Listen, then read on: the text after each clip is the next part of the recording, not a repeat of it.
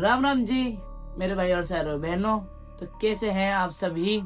तो फाइनली एक और न्यू हॉरर स्टोरी गाइस आ चुकी है, जो मैंने आप सभी को अपनी हॉरर स्टोरी सुनाई थी स्केरी पार्क वाली। उसके मैंने 2 पार्ट बनाए थे। वो मेरी फर्स्ट हॉरर स्टोरी थी, वो भी रियल हॉरर स्टोरी थी। अगर आप सभी ने मेरी फर्स्ट हॉरर स्टोरी नहीं देखी है, इस वीडियो की डिस्क्रिप्शन में दोनों पार्ट के लिंक डाल दूंगा गाइस। अब आप वहां से जाके गाइस देख लो ना, दोनों पार्ट एंजॉय करो गाइस। चाहे आप मेरे चैनल पे जाके गाइस देख सकते हो, और गाइस आपको डिस्क्रिप्शन में लिंक नहीं मिला तो गाइस आप मेरे चैनल पे जाके देख सकते हो मेरी फर्स्ट हॉरर स्टोरी। तो यार अपनी हम अब सेकंड हॉरर स्टोरी पे आते हैं। तो हाँ गाइस, अपनी ये सेकंड हॉरर स्टोरी थोड़ी सी छोटी है गाइस, जो आपने स्केरी पार्क वाली देखी थी उससे थोड़ी सी छोटी है, और शायद ज्यादा हॉरर ना लगे आपको ये स्टोरी, लेकिन स्टोरी में मजा होता है गाइस। आपको सभी को आप जरूर देखना ये पूरी हॉरर स्टोरी। लेकिन जो मैं आपको ये हॉरर स्टोरी सुनाने वाला हूँ ये भी गाइस पूरी रियल है। यार बहुत बोल लिया अब, तो आपका यार आप बिना टाइम वेस्ट करे अपनी सेकंड हॉरर स्टोरी स्टार्ट करते हैं। तो ये स्टोरी स्टार्ट होती है बुलंदशहर में। बुलंदशहर नाम की एक जगह है, तो ये स्टोरी उधर से ही स्टार्ट होती है। तो ये स्टोरी मेरे पापा और मेरे चाचा की है। ये स्टोरी मुझे मेरे पापा ने सुनाई थी। तो बुलंदशहर में मेरे ताऊ के लड़के की शादी थी, तो हमारे घर से हम सब गए थे शादी में बुलंदशहर। तो बुलंदशहर से थोड़ा सा आगे हमारा गांव है। तो क्या हुआ, हम शादी में गए थे, शादी तो सब कुछ खत्म हो गया था शाम के टाइम। तो हम उधर से हम चले गए थे, अपने गांव चले गए थे हम सबके सब। लेकिन हम सब तो पहले ही पहुंच गए थे गांव, लेकिन पापा और मेरे चाचा बहुत लेट आए थे गांव। तो वो आए थे रात के टाइम। तो आप सबको तो पता ही होगा गांव के रास्ते में कितने सारे खेत दिखते हैं। तो फिर क्या हुआ, मेरे पापा और चाचा गांव के रास्ते में आ गए थे, यानी घर आने वाले थे गांव के। तो फिर क्या हुआ, पापा और चाचा गांव आए, हमारा जो ताऊ का खेत है उधर की साइड से आए। उसके थोड़ा सा दूर आरा मशीन है हमारे ताऊ की, उधर भैंस बकरी रखी जाती है। जहाँ भैंस बकरी रखी जाती है उसे हम आरा मशीन कहते हैं। वैसे कुछ और भी कहते हैं, लेकिन हम आरा मशीन कहते हैं, जहाँ अलग की साइड है वो क्योंकि। तो फिर पापा और चाचा उधर से अब आरा मशीन की साइड आए। तो फिर मेरे पापा ने मेरे चाचा से कहा थोड़ी देर यहीं बैठ जाते हैं। और गाइस उस टाइम रात हो रही थी, तो उस टाइम उनके पास क्या था, मिठाई थी उनके पास। वो भी पूरी नई मिठाई, जैसे अभी अभी लेके आए, बिल्कुल ताजा, पूरे डब्बे पैक वाली, बिल्कुल वैसी मिठाई थी। तो फिर उधर क्या हुआ, पापा और चाचा को उधर ठंड लगने लगी थी, और टाइम ठंड का महीना ही चल रहा था। तो फिर पापा ने बोला कि छोटे ठंड लग रही है, मेरे चाचा को बोला। फिर चाचा ने बोला मेरे पापा से, भाई साहब ठंड तो लग रही है। तो फिर चाचा दोबारा बोलते हैं मैं जुगाड़ करता हूँ आग का। तो फिर चाचा भूसा लेके आए, जो गैस आग में गैस बहुत ज्यादा यूज होता है, भूसा ही भी कहते हैं। उन्होंने फिर आग लगाई, धीरे धीरे आग जली। तो फिर जहाँ पापा और चाचा बैठे थे आरा मशीन पे, जो आरा मशीन है वो थोड़ा सा बड़ा है, और उधर एक गेट है, मेन गेट बहुत बड़ा था, तो उधर ताला लगा था। तो पापा और चाचा मेन गेट के बाहर बैठे थे, उधर रास्ता जा रहा था, पूरा सुनसान था। वो बाइक से आए थे और बाइक साइड में खड़ी कर दी थी पापा और चाचा ने।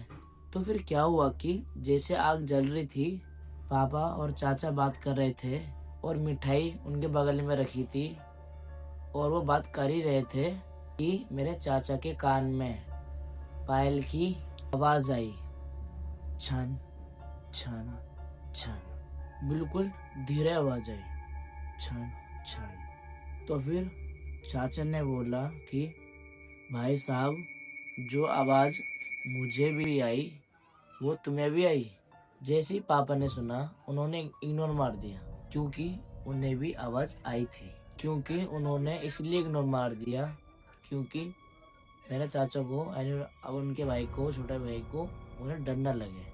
तो फिर थोड़ी देर बाद दोबारा से पायल की आवाज आई, छन छन। जैसे ही धीरे धीरे पायल की आवाज पास आ रही है तो फिर मेरे चाचा डरने लगे। तो फिर पापा ने मेरे चाचा को सुना दिया, अब डर क्यों रहा है तू, कुछ नहीं हुआ, शायद कोई बाहर औरत होगी, उसकी पायल की आवाज आ रही होगी शायद, ऐसा पापा ने चाचा को बोला। तो फिर उसके बाद सब शांत हो गया। लेकिन उसके बाद जो आग जल रही थी वो एकदम से बुझने लगी थी। तो फिर चाचा डर रहे थे, तो पापा ने बोला अब इसमें और भूसे डाल, आग जलाने के लिए भूसा डाले बहुत सारे। लेकिन आग बढ़ रही थी, लेकिन बहुत धीरे धीरे आग बढ़ रही थी। तो फिर उसके बाद दोबारा से पायल की आवाज आई और अब की बार ऐसा लग रहा था जैसे हम बैठे हैं, ऐसा लग रहा है कोई जस्ट बगल में चल रहा है, छन छन आवाज आ रही पायल की। तो फिर पापा तो पहले ही समझ गए थे कि क्या चल रहा है इधर, अब क्या होने वाला है, वो पहले ही समझ गए थे। तो फिर पापा ने चाचा को बाइक निकालने के लिए बोला इशारों में। उन्होंने धीरे आवाज में बोला, बाइक निकाल और चल, और गाड़ी रोकी मत, चाहे आगे कोई भी आए, चाहे पीछे से आवाज आती रहे, तो गाड़ी चलाता रहियो और भूल कर भी पीछे पलट के मत देखियो।